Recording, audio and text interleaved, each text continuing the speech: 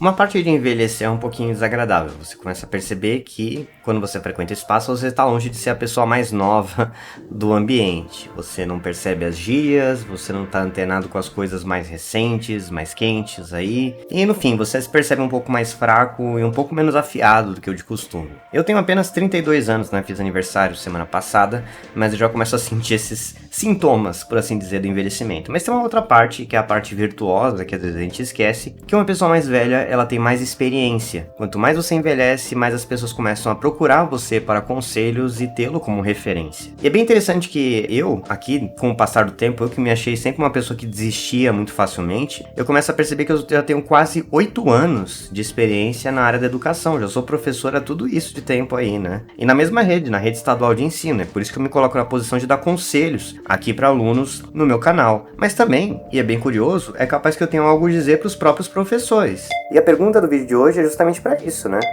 Como professor, eu poderia aconselhar outros colegas, ou mesmo dizer aos alunos, né, o que eu faço em certas situações. Então no vídeo de hoje eu vou dar um conselho para os professores, vamos colocar nessa posição. Se você está curioso sobre qual conselho, bom, já está no título do vídeo, mas enfim, né? Fique a seguir para saber um pouco mais. Bom, o que motivou a criação desse vídeo, além dessa reflexão, dessa peroração inicial, foi um comentário que foi deixado no meu post na comunidade. Fique ligado ali na aba comunidade, que é ali que eu pego as ideias para os vídeos, né? Da Dani, que perguntou o seguinte, ou colocou da seguinte forma quando eu pedi algumas sugestões. Professor, que método de ensino você usa quando percebe que falta interesse dos alunos nas aulas? Você gosta de criar projetos com os estudantes? Eu, como aluno, gostei bastante do processo do resultado, quando criei projetos junto com a minha turma. E aí depois vem uma parabenização, né? Um elogio aí por parte da Dani. Muito obrigado, né? Muito obrigado, já dei um amém aqui no comentário e agradeço também pela ideia e pela oportunidade aqui de falar com vocês sobre essa questão. Mas antes de falar sobre a minha opinião, primeiro sobre a questão de alunos indisciplinados e depois sobre a metodologia baseada em projetos, eu gostaria de trazer aqui a contribuição de uma colega professora. Sim, ao invés de simplesmente trazer a minha experiência, logo de cara eu queria trazer a experiência de uma colega, né? Nossa, eu tô vendo aqui que a tela do computador tá mexendo com a iluminação, mas aguentem comigo, sou apenas um professor aqui filmando no quarto. Bom, vamos lá. A colega em questão é a Keila Villaflor, ela é uma professora de Brasília, uma professora, uma ativista e modelo também. Fala muito sobre a questão da identidade negra, mas também sobretudo da docência, né? Ela como mulher negra sendo professora, ou ela como professora e sendo uma mulher negra, né? Como essas identidades se cruzam, alguns relatos de sala de aula e textos, né, opinativos, né, da atuação dela. Esse texto foi publicado lá na semana passada, justamente no dia do meu aniversário, daí essa reflexão sobre experiência, etc. E eu acredito que ressoa muito com a minha opinião sobre o tema, né? Enfim, eu vou ler para vocês e aí vocês me dizem o que vocês acham.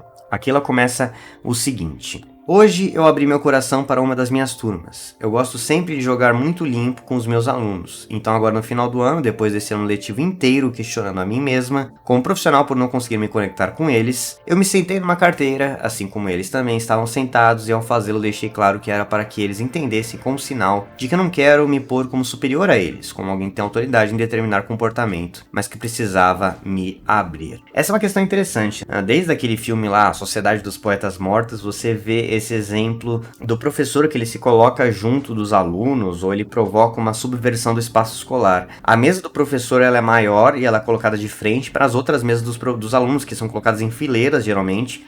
Algumas escolas até colocam em círculo, mas o fenômeno predominante, o formato predominante é em fileira, porque os alunos não possam interagir entre si, eles sempre têm que receber o conteúdo. Então, quando o professor se senta numa mesa de um aluno, tem um efeito psicológico interessante, né? Então é um jeito de você se conectar. Quando você quer conversar com um aluno, a primeira coisa que você pode fazer é justamente isso que a Keila fez. Você senta numa cadeira de aluno, ou mais, você chama um aluno para conversar fora da sala. Às vezes parece intimidante, mas quando você está conversando face a face com ele, longe daquele ambiente confrontacional, né, de você, aluno e professor, e apenas duas pessoas conversando no corredor, a coisa muda bastante de figura. Mas vamos lá. Semanas atrás, a PFRV relatou que um aluno dela disse que os alunos não respeitavam quando ela pedia silêncio, porque ela não tem moral, e que isso a machucou profundamente. E os alunos fazem questão de dizer nesses termos, né, não tem moral, não tem pulso firme. Nessa turma em questão, nada assim nunca aconteceu, mas repetidas vezes, algum deles se portavam como se quisessem me mostrar que não se importam com o conteúdo, com a aula que eu preparei e comigo como profissional. Normalmente os alunos eles demonstram essas coisas muito claramente. Durante muitas sessões de terapia, meu assunto foi só essa turma, e sempre iniciava a sessão dizendo: hoje eu mais uma vez consegui ser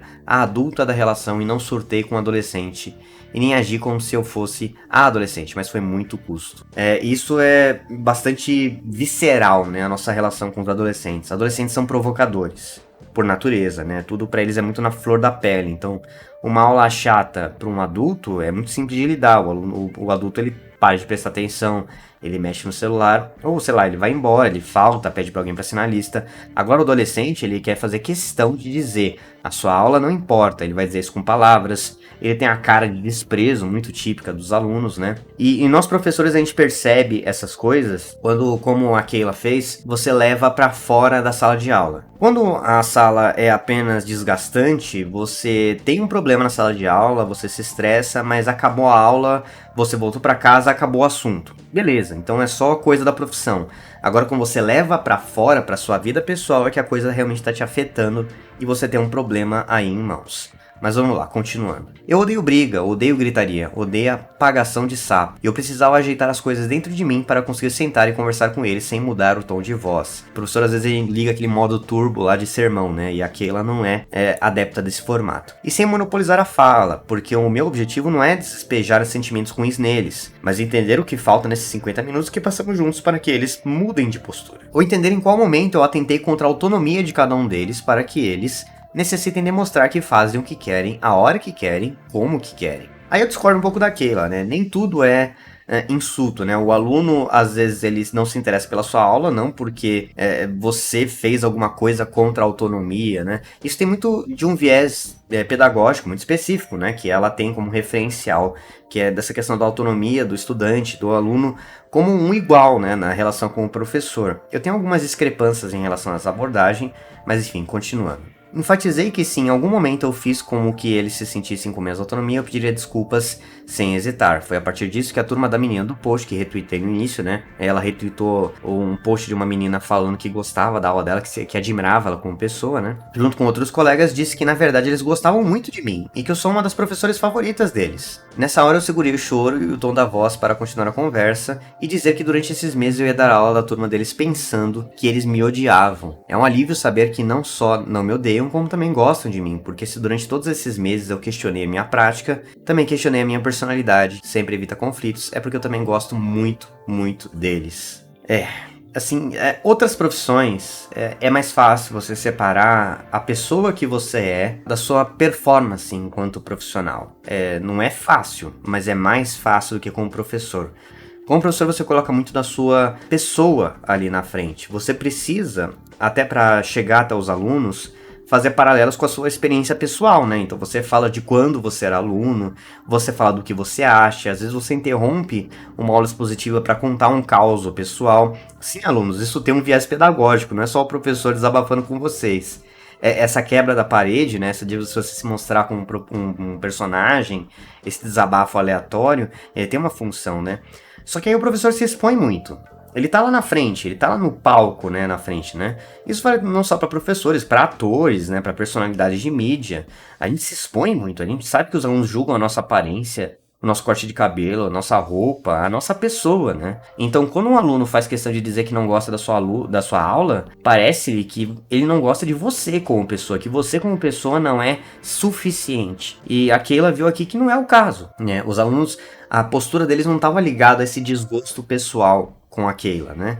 Mas vamos continuar. Hoje eu tirei um peso incalculável do meu coração, como disse a eles, espero que ano que vem nós sigamos juntos, enfrentando as dificuldades que existem em conviver em ambiente escolar, até que elas deixem de existir. E aí termina o fio aqui dos 10 tweets da Keila Vilaflor, né, da professora aí de Brasília. E veja, né, ressoa muito comigo o que a Keila falou, né, existe em primeiro plano, pelo menos o que salta aos olhos, um conflito interpessoal. A gente vê esse problema dos alunos que não se engajam, que não participam, que enfrentam, com um desgosto, com uma relação ruim entre professores e alunos, né? Então, acho que o primeiro passo, né, respondendo a pergunta, eu me identifico muito com aquilo, é tentar conversar com a turma. Talvez eu não faça uma conversa direta como a Keila fez, porque esses momentos, pra mim, pelo menos, eles acabam suscitando uma vulnerabilidade que eu particularmente não gosto. A maior parte dos alunos, eles são muito coração aberto e isso vai dar certo. Mas determinado contexto, quando você se abre demais assim para os alunos, você está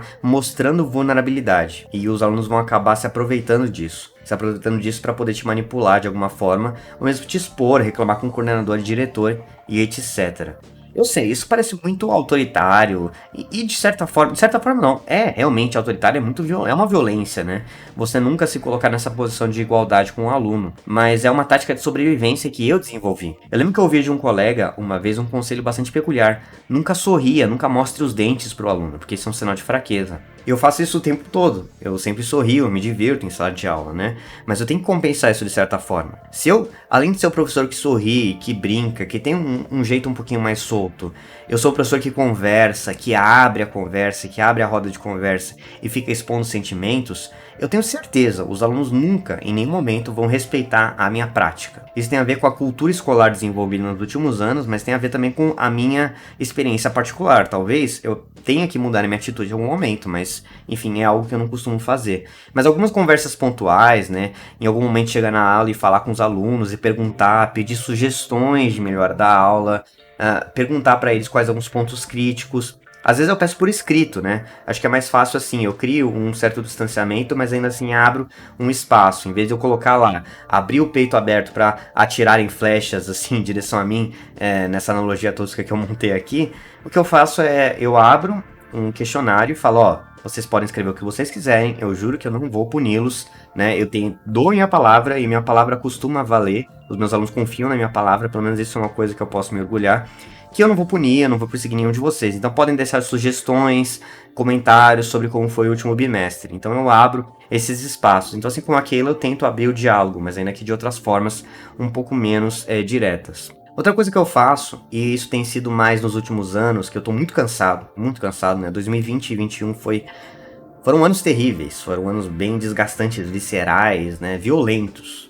Com a minha prática, com a minha pessoa, com a profissão de professor, né? Muitas outras, né? Não vou chorar as pitangas aqui só da minha área. O que eu faço é decretar a derrota daquela aula. Essa é uma coisa que eu fazia anteriormente, mas agora apenas pontualmente, mas eu faço de maneira generalizada, né? Em vez de tentar resolver o problema, o que eu faço é, essa aula não deu certo, aí eu falo para os alunos abertamente, olha gente, essa aula não funcionou, não houve respeito por parte de vocês, não houve respeito ao espaço de fala, né? Eu jogo pra eles, vocês não ouviram nem a mim e nem a si mesmos, né? Quando eu falava pra vocês colaborarem. Minhas aulas sempre são interativas nesse sentido, não sou só eu que falo. Eu desisti da aula expositiva, não faço mais isso. Aula expositiva de mais de 10 minutos falando, não faço. No máximo eu falo por 5 minutos e depois eu já passo pra leitura coletiva e participação, né? Então, quando tem muita conversa, geralmente são alunos atravessando a fala de outros alunos. E o que eu falo é, essa aula não deu certo, eu vou encerrar por aqui. Eu vou ficar aqui no meu canto, vocês vão ficar aí, a aula acaba e é isso. E aí alguns alunos ficam um pouco comovidos, ficam falando, o professor tá chateado. Eu falo, não é uma questão sentimental, é uma questão prática. A aula não funcionou, na próxima a gente tenta. E sempre, na próxima aula, eu volto zerado. Essa é uma estratégia, talvez, que seja o coração, né, da minha abordagem. Cada aula é uma aula. Os alunos, eles têm uma possibilidade de regeneração e de mudança, assim, muito maior do que qualquer adulto. Quando você está num ambiente de trabalho que só tem adultos, um trabalho tradicional, um trabalho normal, que não seja da aula, né? Ou mesmo você, professor, com outros professores. Os seus colegas, eles lembram dos conflitos e das intrigas. Se você não resolve uma coisa, aquilo vira uma bola de neve e vai te destruir lá na frente. Com adolescentes e com crianças, a coisa sempre recomeça no dia seguinte. Eles conseguem esquecer, eles conseguem perdoar, eles lembram até, eles mencionam, mas a coisa, ela tende a ir pra frente, né? Então eu falo pra eles pontualmente, essa aula não deu certo, a próxima a gente tenta de novo. E na próxima eu entro com um sorriso aberto, eu faço, às vezes eles fazem comentários, professor, tá de bom humor hoje? E eu tento ressaltar, não é bom humor, a questão é, se houver ambiente pra aula seguir, a aula vai seguir, e isso costuma funcionar. Bom, eu acabei falando bastante aqui no vídeo de hoje sobre turmas indisciplinadas e problema com disciplina, e acabou não faltando espaço aí pra questão da metodologia baseada em projetos. Eu vou acabar deixando isso para um próximo vídeo, porque acho que esse já ficou demasiadamente longo, mas se você tiver interesse, não deixe de comentar aqui embaixo, porque eu acho que é um tema interessante pra gente poder tratar. Não mais por aqui, meu nome é Luiz, professor de História do canal Que História é Essa? Até a próxima e tchau.